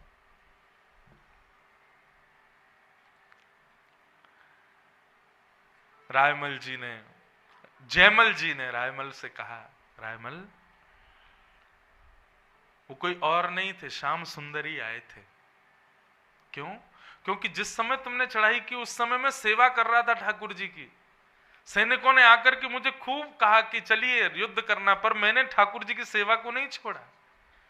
इसलिए सेवा ना छोड़ने की वजह से ठाकुर जी बोले ये सेवा में व्यस्त है, चलो इसकी जगह हम जाते। तो ठाकुर जी ही गए थे और उन्होंने ही जाकर के युद्ध किया, और जो भी कुछ था वो सब उन्होंने ही किया। तुम्हारा सौभाग्य है रायमल कि तुमने ठाकुर जी को देखा। नारायण कवि का एक पद है, बहुत सुंदर पद है, इस पद को बंधुओं याद कर लीजिएगा। मैंने जब पहली बार पढ़ा तो मैं कम से कम 2-2.5 घंटे तक इसके चिंतन में ही रहा। भैरवी, बहुत सुंदर पद है। जयमल जी ने जब से ठाकुर जी को देखा, रायमल ने तब से ठाकुर जी का चिंतन कर रहे हैं। नारायण कवि रायमल जी की स्थिति का वर्णन कर रहे हैं। सोते जगते उठते बैठते हमेशा केवल ठाकुर जी का चिंतन चलता है, और बार बार वो योद्धा के रूप में आया हुआ श्याम सुंदर उनको दिखाई देता है। नारायण कवि कहते हैं, नंद नदन के ऐसे नैना, नंद नदन के ऐसे नंद नदन के ऐसे नैन, नंद नदन के ऐसे ठाकुर जी के नेत्रों का वर्णन किया है इस पद में। श्याम सुंदर के नेत्र कैसे, अति सुंदर, अभी तक बंधुओं दिखे नहीं है हमको, इसलिए अनुभव में आए नहीं है। कभी हमारे लाल जी का दर्शन कीजिएगा, गौर से उनके नेत्र निहारिएगा, कुछ होगा चित्त में, और ये पद सुनने के बाद में दर्शन करोगे तो शायद हो जाए। अति छवि भरे नाग के छोना, डरती डसे कर सैन, ऐसे नंद नंदन के नैन। अब ये गा तो दियो हमने, सुन भी लियो आपने, लेकिन अनुभव उसी को होगा जिसको वास्तव में अनुभव इनको भयो हो। ठाकुर जी के नेत्र, रायमल की स्थिति ऐसी हो गई महाराज, अब तो दिन रात ठाकुर जी का चिंतन करे, और चिंतन करता करता रायमल क्या गलत युद्ध में चला गया, ठाकुर जी से युद्ध हो गया, ऐसे सामने पड़े कि अब जीवन बदल गया, केवल भगवत भजन ही उसका जीवन बन गया। और कहीं सत्संग में जाकर के रायमल ने सुना कि अच्छा ठाकुर जी जिसको प्रिय लगते हैं वो सत्संग खोज खोज के सुनने जाता है, कहाँ हो रहा है, कैसे हो रहा है, क्या हो रहा है, जाओ चलो, क्यों, कुछ तो सुनने को मिले, लाल जी की थोड़ी समीपता तो प्राप्त हो। जैसे ही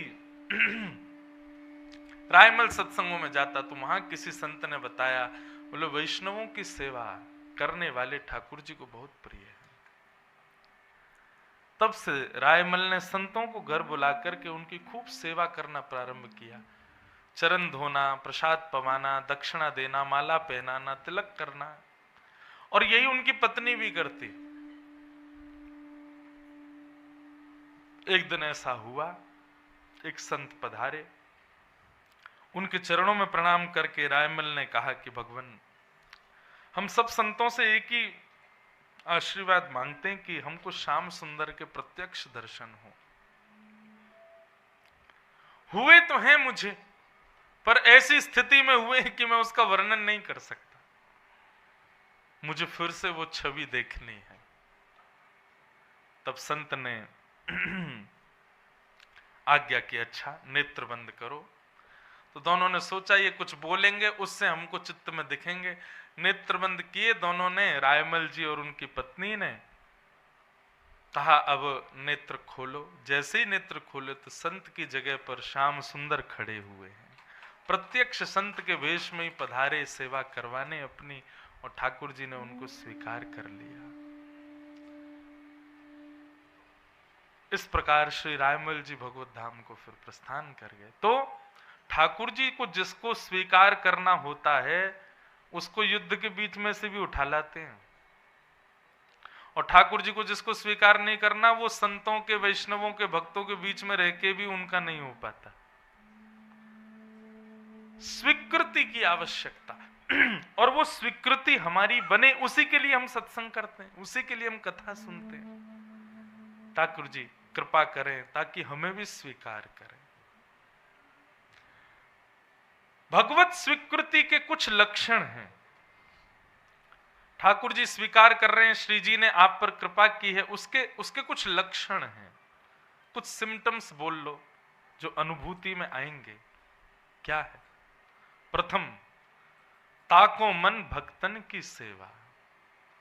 जिसको ठाकुर जी सेवा स्वीकार कर लेंगे उसका मन बार बार भक्तों की सेवा में ही लगेगा। फिर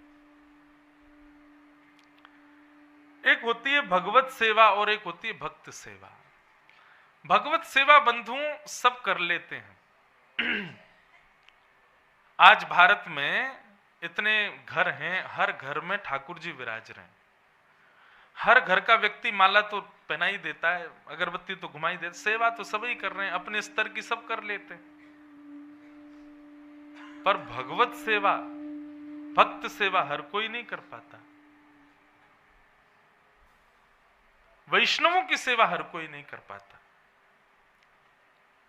वैष्णव सेवा घर में प्रारंभ हो, चित्त में भावना उत्पन्न हो कि वैष्णवों का खूब मंगल हो, खूब सेवा हो, तो समझो ये ठाकुर जी की प्राप्ति का, श्री जी की कृपा का प्रथम लक्षण है।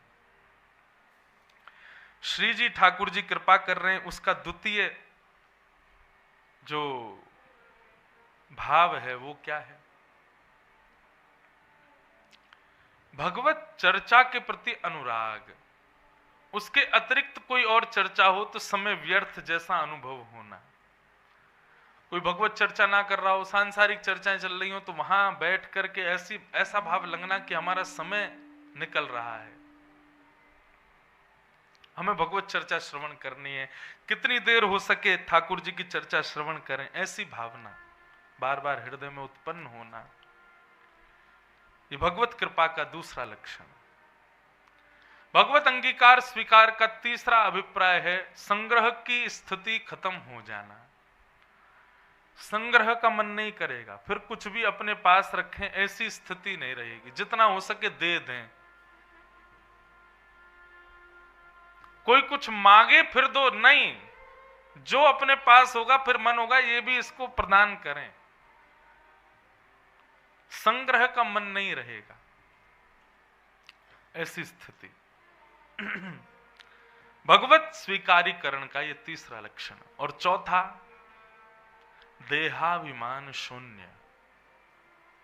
देह का अभिमान शून्य हो जाएगा।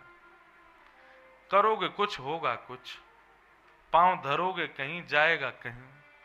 पहनोगे कुछ, सोचा होगा ऐसे दिखेंगे, दिखोगे कुछ और। ये स्थितियां चार ऐसी हैं जो भगवत श्री जी ठाकुर जी की स्वीकृति का प्रमाण है। इनमें से कुछ हुआ हमारे संग? कुछ भी नहीं हुआ। तो निश्चित है कि अभी स्वीकारीकरण हुआ नहीं लाल जी का। इसलिए स्वीकृति के लिए हम सत्संग सुनते हैं, ताकि लाल जी हमें स्वीकार करें, श्री जी हम पर कृपा करें, अनुग्रह करें। श्री कुम्मन दास जी महाराज, सूरदास जी महाराज, मीराबाई, ये सब स्वीकृति है। भगवत स्वीकारीकरण हो चुका है इनके प्रति। कुम्मन दास जी के चरित्र में भाव आता है कि श्री कुम्मन दास जी गाते बहुत सुंदर थे। एक मैं कथा में एक बात कहा करता हूं बंधुओं कि कई लोग पूछते हैं कि महाराज जी, आप लाल जी आपके संग रहते हैं, सेवा में विशेष क्या ठाकुर जी को अर्पित करना चाहिए जिससे ठाकुर जी प्रसन्न रहें? आप अपने गुणों को पहचानो, आपके पास कौन सा गुण है, और उसी गुण को भगवद निवेदित करके ठाकुर जी को दो। वो सबसे प्रिय, उसी के लिए ठाकुर जी आए हैं। अब आपके पास आए हैं, आपको खाना बनाना बहुत बढ़िया आता है, भोजन बहुत बढ़िया बनाते हो आप, तो ठाकुर जी इसी के लिए आए हैं। गजराज तारो तेने आवने को, जावने को, खावने पकावने को मीराबाई तारी है। नरसिंह मेहता को तारो वहीवार सवारने को, वेदन सुनावने को जयदेव तारो है। आप जिसको भी तारते हो ठाकुर जी निश्चित उसके गुण का भाव लेने के लिए आप उसके पास जाते हो, पर व्यक्ति अपने गुण से केवल समाज को प्रसन्न करने में लगा रहता है। सुंदरता है तो सुंदरता का श्रृंगार करेगा, किस लिए? सब प्रसन्न रहें, सबको अच्छा लगूं मैं। नाचना अच्छा आता है तो नृत्य करके सदैव प्रयास करेगा कि ऐसा नृत्य करूं कि सब वाहवाही करें। गाना बहुत अच्छा आता है तो फिर लोक रंजन और केवल अपनी पॉपुलैरिटी के लिए गाना प्रारंभ कर देता है। अपने गुण को ही ठाकुर जी को दो। ठाकुर जी आए इसीलिए आपके पास। अगर सेवा विराजी है आपके घर पे तो वो और किसी साधन के लिए नहीं आए हैं। आपका गुण जो है जिससे आप सबको रिझाते हो उसको ठाकुर जी लेने आए हैं। उनको प्रदान करो, उनको निवेदित करो, अपने भाव निवेदित करो। तो श्री कुम्मन दास जी महाराज बहुत सुंदर गाते थे, लेकिन उनके परिवार को बहुत आवश्यकता थी कि कोई व्यक्ति खूब सारा धन दिया करे ताकि कुम्मन दास जी का घर चले। पर कुम्मन दास जी कभी लोक रंजन के लिए गाते ही नहीं थे। किसी भी गुण का प्रयोग लोक रंजन के लिए हो तो समाज प्रसन्न होगा, संसार आपसे रीझेगा, पर उसी गुण का भाव ठाकुर जी की प्रसन्नता के लिए हो तो ठाकुर जी रीझ जाएंगे निश्चित। मैं अपनी कथाओं में कहा करता हूं कि भजन, साधन, भाव, भक्ति, एकादशी व्रत, तिलक लगाना, कंठी माला पहनना, सब जरूरी है, परंतु इन सब के साथ अपने गुण को ठाकुर जी को निवेदित करो। आपका जो योग्य गुण है वो ठाकुर जी को प्रस्तुत करो। उससे ठाकुर जी आपके भजन से पहले आपसे मिल जाएंगे। भजन से जितना समय लगना होगा वो और कम हो जाएगा। ठाकुर जी गुण से जल्दी रीझ जाएंगे। गुण निवेदित करो। कुम्मन दास जी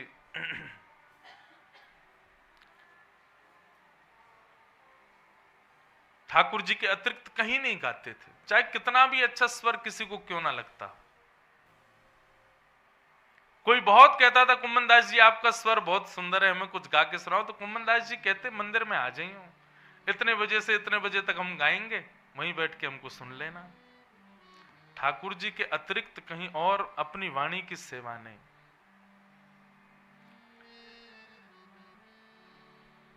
राजा ने बुलाया, अकबर ने बुलाया, बादशाहों ने बुलाया, लेकिन कहीं भी जाते ऐसा कुछ करके आ जाते कि दान दक्षिणा कुछ मिले ही ना। उनका स्वभाव ऐसा बने। घर परिवार के लोग कहते बोल कुम्मन दास जी कुछ तो किया करो जिससे घर भर में थोड़े पैसा आमे तुम्हारे। लेकिन कुम्मन दास जी की तो केवल चित्त वृत्ति एक ही थी कि श्याम सुंदर रीझ है बस। और भले ही चाहे ना रीझे, हमें उससे कोई चिंता नहीं।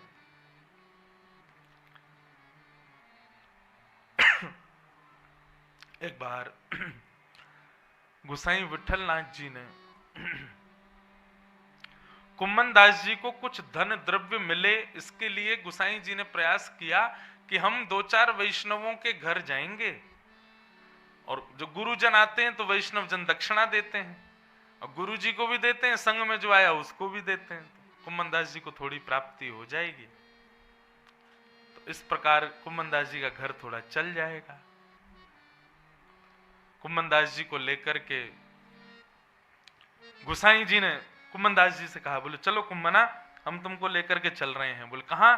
बोले कुछ वैष्णवों के यहाँ जाना है, और 2-4 दिन में आ जाएंगे, सब वैष्णवों के यहाँ कुछ दिन भ्रमण करते हुए फिर आ जाएंगे। गुसाई जी की भावना तो ये थी कि वैष्णवों, मैं सीधे सीधे कुछ दूंगा, कुम्मन दास स्वीकार नहीं करेगा, इसलिए अपने संग सेवा के भाव से ले जाऊं, वैष्णव कुछ प्रदान कर देंगे तो कुम्मन दास के घर में थोड़ी शांति हो जाएगी। परंतु बंधुओं, जिसका चित्त वृत्ति में ठाकुर जी विराज रहे हों, उसको फिर कुछ और वस्तु की आवश्यकता नहीं। हमको कई बार वैष्णव भक्तों को देख के लगता है कि बेचारा बड़ा दीन है, बड़ा दुखी है, पर उसकी स्थिति में जब ठाकुर जी विराज गए तो उसको संसार की वस्तुओं की कोई आवश्यकता नहीं। गुसाई जी बोले चलो कुम्मन दास हमारे साथ, और कुम्मन दास जी बोले अब गुरु जी हैं, मना तो कर नहीं सकते, चलो। निकल गए। लेकिन जैसे ही गोवर्धन से दूर गए तो जो स्थिति श्री चतुर्भुज दास जी की हुई थी, और जब उन्होंने पद गाया गोवर्धन वासी सांवरे तुम बिन रहो न जाए, ठीक वैसी स्थिति यहां कुम्मन दास जी की। वहां भी कृष्ण विरह में उन्होंने ये पद गाया, जिसको आज पूरा वैष्णव समाज गाता है और ठाकुर जी की प्राप्ति का अनुभव करता है। कुम्मन दास जी को जब विरह हुआ ठाकुर जी का, थोड़ी दूर ही गए थे गुरुदेव के साथ कि दूर जाती मूर्छित होकर कुम्मन दास जी गिर गए। गुसाई जी बोले अभी तो इतना समय ही नहीं हुआ, चलते फिरते कोई श्रम भी नहीं हुआ, धूप भी नहीं है, ये कुम्मन दास मूर्छित कैसे होगा? गोद में बिठाया, जल का छिड़काव किया, बोले कुम्मना कहाँ भय हो? होश में आए, और होश में आते ही नेत्रों के सामने गुसाई जी हैं, पर उठ करके बैठ गए और गिरिराज जी को दूर से देखने लगे, और देखते देखते नेत्रों से अश्रु गिरने लगे और गुसाई जी के सन्मुख गाने लगे, किते दिन हुए जु गए बिन देखे। क्या गा रहे हैं? किते दिन हुए जु गए बिन देखे। स्थिति सुनिए, 1 घंटा भी नहीं हुआ है अभी निकले हुए गोवर्धन से, श्री जी के चरणों से दूर हुए 1 घंटे का समय भी नहीं हुआ है, 1 घड़ी के आसपास समय निकला है, और यहां कुम्मन दास जी कह रहे हैं कितने दिन हुए जू गए बिन देखे। गुसाई जी नहीं समझे। गुसाई जी बोले शायद कोई नातेदार रिश्तेदार होगा, उसके लिए कह रहा होगा, बहुत दिन से नहीं देखा, अचानक स्मृति आ गई होगी। गुसाई जी बोले किसको नहीं देखा कुम्मना? बोले तरुण किशोर रसिक नंद नंदन, तरुण किशोर रसिक नंद नंदन, कछुक उठत मुख रेखे। कछुक उठत मुख रेखे, किते दिन हुए जु गए बिन देखे। किते दिन है जु गए बिन देखे। मैं ये बात क्यों कह रहा हूं? हमको श्यामा श्याम की लीला सुननी है, हमको ठाकुर जी के मंगल चरित्र सुनने हैं, स्थिति है ऐसी हमारी। कुम्मन दास, सूरदास, मीराबाई जैसी स्थिति बन गई है हमारी? नहीं। और ऐसी स्थिति बन गई तो फिर कुछ और दिखेगा नहीं बंधुओं।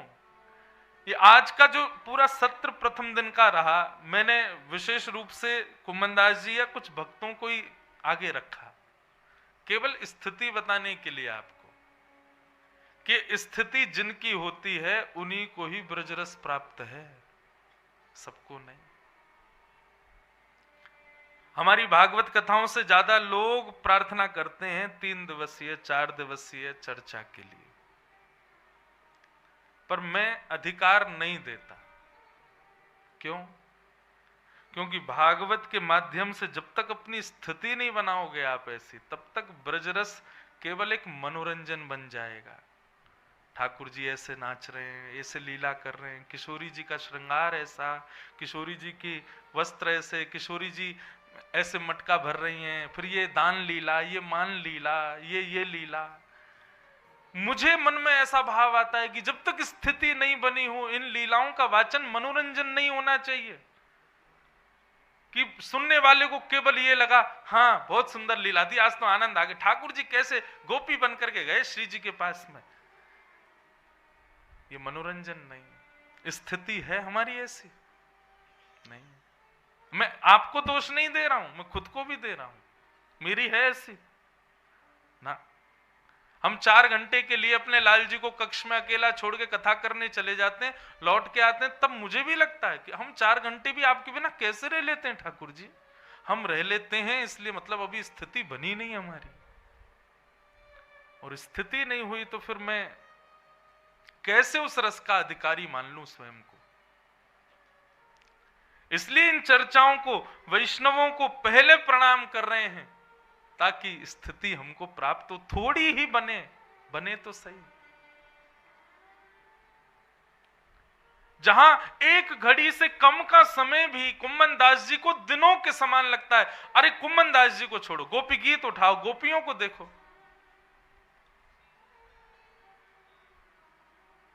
त्रुटे युगायते त्वाम पश्यताम। गोपियां क्या कहती हैं? हे नंदनंदन, हे श्याम सुंदर, जब आप गौचारण करने के लिए जाते हो और उस समय जब आप गौचारण करते हो, आपके घुंघराले केश, मधुर कटाक्ष नेत्र, ऐसे सुंदर कपोल, पीली पीतांबरी धारण करके जब आप गायों के पीछे चलते हो, उस समय जब हम आपको देखती हैं ना, और देखते देखते जब हमारी पलकें ऐसे झपक जाती हैं, तो वो एक क्षण से कम समय के लिए झपकी हुई पलक भी हमको 3 युग के समान लगती है। 1 वर्ष, 10 वर्ष, 100 वर्ष, 1000 वर्ष नहीं, 1 युग मतलब लाखों वर्ष आ जाते हैं एक युग में। और गोपियां कहती हैं कि वो एक क्षण से कम समय के लिए झपकी हुई पलक भी हमको त्रुटिर युग आयते, कितने युग निकल गए हो ऐसा लगता है नाथ। और आप हमको यहां बीच इस राजभूमि में छोड़ करके अंतर्ध्यान हो गए आप यहां से। हम कैसे जिएंगे? नेह किम वध, क्या ये हमारा वध नहीं कर रहे हो आप? हमारे पास है ऐसी स्थिति नहीं।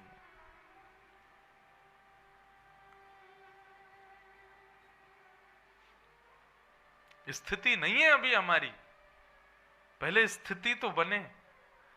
इसलिए स्थिति बनने के लिए क्या करें? गोपियों को, गोपेश्वर को, इन सबको पहले प्रणाम करवा रहे हैं हम, ताकि इनको वंदन करो, पहले इन रसिक जनों को प्रणाम करो, इनको, इनके स्थिति भाव को समझो, तब उस लीला में प्रवेश करें।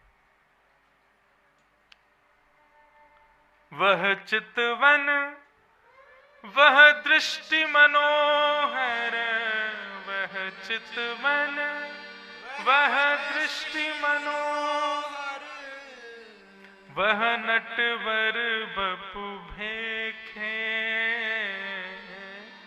वह नटवर बपु भेखे, किते दिन वे जुगे बिन देखे, किते दिन वे जुगे बिन देखे। श्याम सुंदर संग मिल खेलन की, श्याम सुंदर संग आवत जियब रेखे, आवत जियब रेखे। कुंभन दास लाल गिरधर बिन, कुंभन दास लाल गिरधर बिन, जीवन जन्म अलेखे। जीवन जन्म अब लेखे। किते दिन हुए जुगे बिन देखे। किते दिन है जो गए बिन देखे। कुम्मन दास जी सुबह उठ करके बैठे एक दिन, और जब कुम्मन दास जी अपना तिलक लगाते थे ना, तब गोद में ठाकुर जी आके बैठ जाते थे कुम्मन दास जी की, और थोड़ी पकड़ पकड़ के कहते, हम बे ठीक लग रहा है, सही है, सीधो कर ले, हाँ लग गो तिलक तेरो। क्यों? कुम्मन दास जी घर में आरसी नहीं थी, शीशा नहीं था। कुम्मन दास जी के चरित्र में आता है कि कुम्मन दास जी एक कठौते में जल भर के छाया से तिलक करते थे। तो एक दिन ठाकुर जी प्रकट है गए, गोद में बैठ के बोले, कुम्मना तू तिलक लगा, मैं बताऊंगा सीधा लग रहा है कि नहीं। तो कुम्मन दास जी तिलक लगाते, ठाकुर जी थोड़ी पकड़ के बैठते, जैसे ही टेढ़ा लगता तो ठाकुर जी थोड़ी घुमा देते, बोले हाँ अब सीधा लग रहा है, यूं ही लगा ले, हाँ लगो बस बस बस है गए हो, नीचे तो घुमा ले, नीचे से घूम गया। तब कुम्मन दास जी ने एक पद गाया, तू है सखी, हम गाते हैं कथा में, बड़ भाग बड़ी गोपाल तेरे घर आवत। आए हमारे घर। जो भी वैष्णव तिलक धारण करते हैं बिना आरसी के नहीं कर सकते, पर हमारी भक्ति ऐसी कुम्मन दास जैसी है कि गोद में बैठे लाल जी बता मैं, हाँ सीधो लगो कि नहीं, टेढ़ो लग रहा है, अरे कुंभना ने ठीक कर ले, ने केशन को सवार ले, ए यार बगलबंदी ने ठीक ते बांधे करे, ऐसे गुडोले करे बाबड़ों से बन के हैं। ऐसे ध्यान ठाकुर जी रखते कुम्मन दास जी का। और दुनिया को, गांव को, पूरे गोवर्धन को लगता है कुम्मन दास बेचारा कितना निर्धन, पर कुम्मन दास को कैसे बताए कि मैं किस धन से आच्छादित हूं। मेरे एक एक भाव को ठाकुर जी सही करते हैं। मेरे घर में पहनने को वस्त्र नहीं, एक ही बगलबंदी रोज पहनूं, ठाकुर जी आके अपने हाथन से झाड़ दें, ए कुम्मन आया ठीक कर ले, चलिए धोती को पीछे साफ कर, ऐसे चले कर, ऐसे घूमे कर, ऐसे कुम्मन दास। ऐसी स्थिति है हमारी बंधु। हम कह रहे हैं ऐसी स्थिति कभी नहीं बन सकती, पर इस स्थिति का आसपास भी प्रवेश मिल जाए तो समझना हमारा जीवन सार्थक। हमारे ब्रज के रसिक जन कहते हैं कि हम जितनी देर ठाकुर जी को याद कर रहे हैं या ठाकुर जी के विषय में सुन रहे हैं या भगवत वैष्णवों की वार्ता सुन रहे हैं, हम उतनी देर ही जीवित हैं, बाकी के समय तो हम मरे हुए हैं, हम जीवित थोड़े हैं। आप जितनी देर से कथा शुरू हुई 3 सवा 3 बजे से, तब से ही जीवित हो आप, और जब तक कथा चली तब तक जीवित हो। बाकी समय पे तो यही मानो केवल शरीर हमारा चल रहा है, काम आदि केवल व्यवहार मात्र हो रहा है। यही जीवित अवस्था है जितनी देर हरि चर्चा हो रही है। कुम्मन दास जी गोद में ठाकुर जी बैठे, सोई राजा आ गया उनके कक्ष में। उस राजा के आते ही ठाकुर जी अंतर ध्यान हो गए। ठाकुर जी के अंतर ध्यान होते ही राजा ने प्रणाम किया, जय हो कुम्मन दास जी, आपकी बड़ी प्रशंसा सुनी, आपके भक्ति की प्रशंसा तो दशों दिशाओं में फैली हुई है। महाराज जी आपको मैं वंदन करता हूं, प्रणाम करता हूं।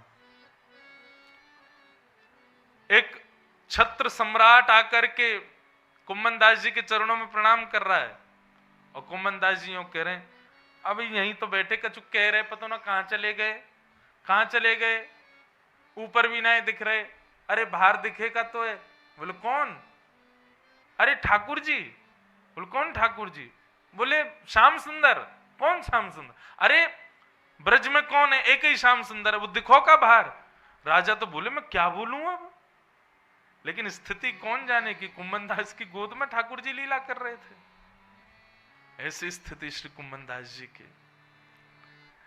तो बंधुओं, लाडली जी की, लाल जी की कृपा का पहले आस्वादन भक्तों के भाव से हो। इसलिए हमने अभी एक और नियम दिया है कि कई लोग कहते भक्ति पथ पे चलने क्या करें। मैंने कहा भाई एक भक्त की कथा रोज पढ़ो, रोज सुनो, रात्रि में छोटे छोटे बच्चों को कहानी बना करके भक्त चरित्र सुना, क्योंकि जब तक वैष्णव भक्तों के चरित्र जीवन में नहीं आएंगे तब तक आप भगवत आराधन में निपुणता प्राप्त नहीं कर पाओगे।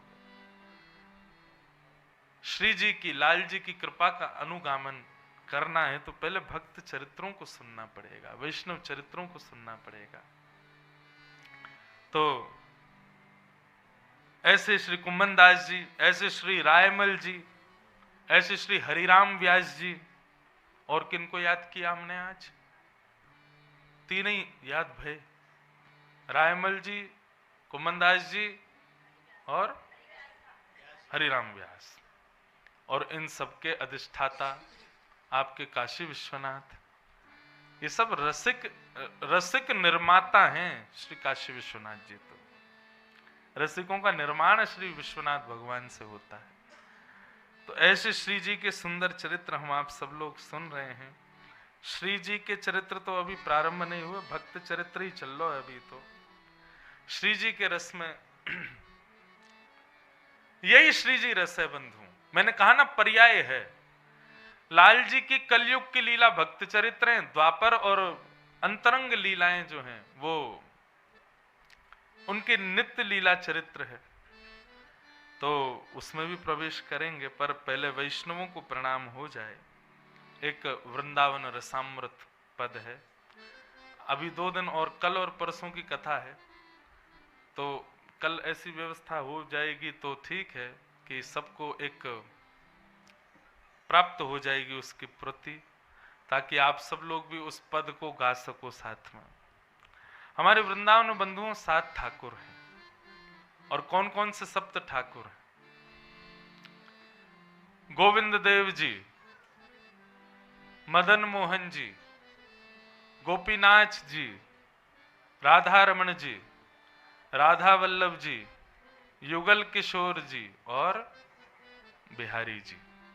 ये 7 प्रमुख ठाकुर हैं वृंदावन के। अच्छा, एक बात, एक मन में भाव आता है, एक कथा और करेंगे हम कभी, इन सप्त ठाकुरों के प्रादुर्भाव की कथा, और इनको जिन जिन आचार्यों ने प्रकट किया, जैसे कि श्री गोविंद देव जी को रूप गोस्वामी जी ने, मदन मोहन जी को सनातन गोस्वामी जी ने, गोपीनाथ जी को मधु पंडित मधुसूदन उन्होंने प्रकट किया।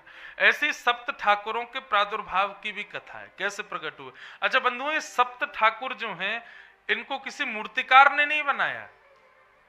हाँ, एक मूर्तिकार ने बनाया इन 7 को, हमारी श्री जी ने।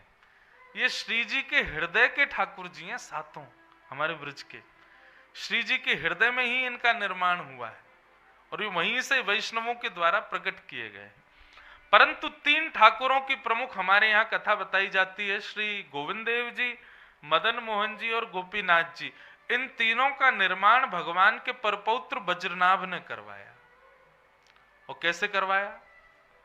जिस शिला पर ठाकुर जी का जन्म हुआ मथुरा में कंस के यहाँ, उसी शिला से इनका निर्माण हुआ। मतलब कंस के कारागृह में देवकी मैया ने जिस शिला पर ठाकुर जी को जन्म दिया, उसी शिला से तीनों ठाकुर प्रकट हुए। इनका निर्माण करवाया किसने? वज्रनाभ, भगवान के परपौत्र ने। फिर कालांतर में ये वृंदावन में विराजमान हो गए भीतर।